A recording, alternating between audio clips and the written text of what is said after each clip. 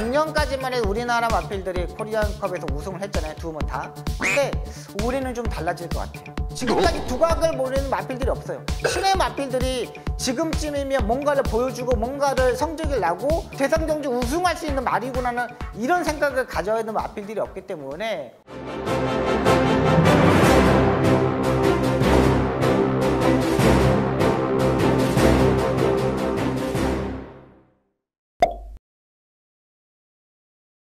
경마 그랜드마스터의 박송입니다. 이제 다음 주부터 대상경주가 시작이 됩니다. 2023년도 대상경주 시작되는데 1월 29일 날 8경주에 세계일법의 대상경주를 시작하면서 이제 대상경주 시작합니다. 올해 대상경주가 좀 특별경주도 많이 늘었고 코리안컵, 코리안 스프린트 대상경주에 상금이 좀 올라왔습니다. 그레이드급 대상경주에 상금이 많이 올랐죠. 리미티드 경주의 상금은 작년하고 동일하고 일반 경주는 비슷했지만은 그레이드급 대상경주의 대상경주는 엄청나게 많이 올랐습니다. 이런 대상경주는 최근에 작년도만 보더라도 우승했던 기수들이 상당히 많이 우승합니다. 서승훈 기수, 부산에서는, 서울시에서는 문세영 기수가 가장 많이 우승을 했죠. 역시 뭐 최범현 기수도 여기에 한몫을 했고요. 그만큼 능력 기수들이 이 그레이드급 대상경주 타려고 상당히 많이 준비를 합니다. 근데 올해의 대상경주를 보면은 정말 작년하고 좀 비슷한 수준이 아닐까 하는 생각이 듭니다.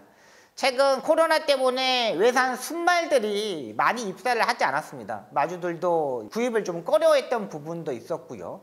마사에도 정책도 또 금액을 딱 정해놨기 때문에 많은 순말들이 들어오지 못했습니다.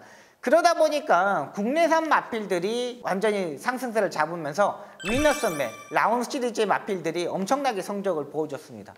그만큼 올해에도 라운 시리즈의 마필들이 성적을 보일 것으로 보이고요.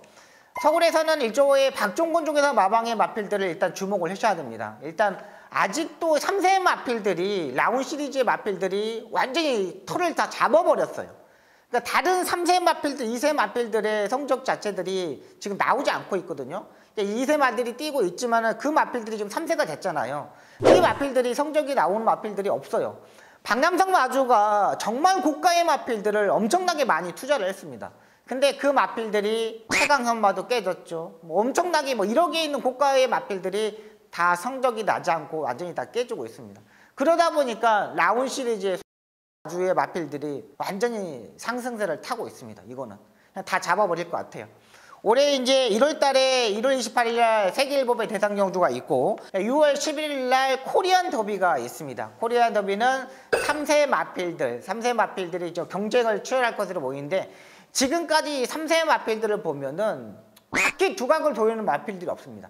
부산에도 마찬가지로 그렇게 막 두각을 낼 마필들이 없어요. 아직까지 뭐 3번, 4번 정도의 경주 경험이 필요하거든요. 이제부터는 이제 2월 달부터 들어가게 되면은 장거리 경주에 이제 조금 출전할 겁니다. 2월 달, 3월 달, 4월 달, 5월 달 이렇게 4번의 기회가 있는데 이런 마필들이 이제 1800m 얼마만큼 성적을 내냐에 따라서 코리안 더비 이 10억의 상금을 가져갈 것으로 보이고요.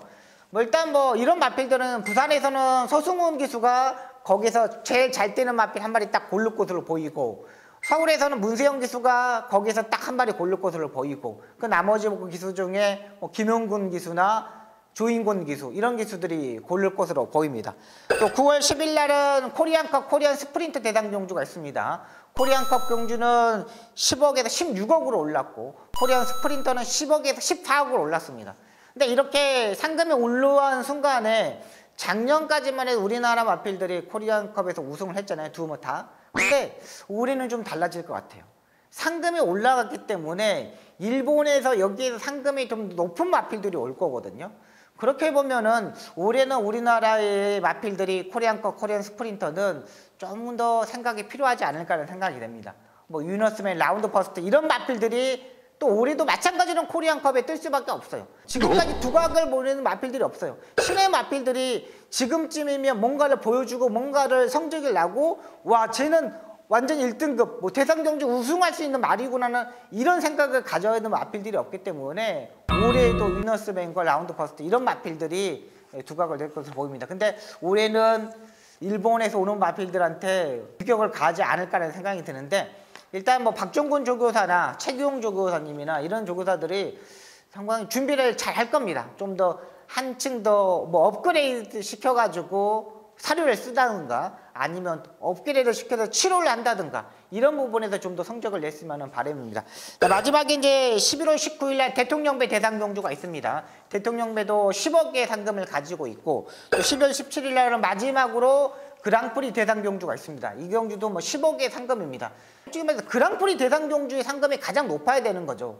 근데 코리안컵의 경주 상금이 16억이기 때문에 이게 조금 아쉬운 부분이 있습니다. 그래도 최고의 경마가 그랑프리 대상 경주인데 그래도 코리안컵하고 동등하게 16억의 상금을 줘야 되지 않을까라는 좀 생각이 드는 부분입니다.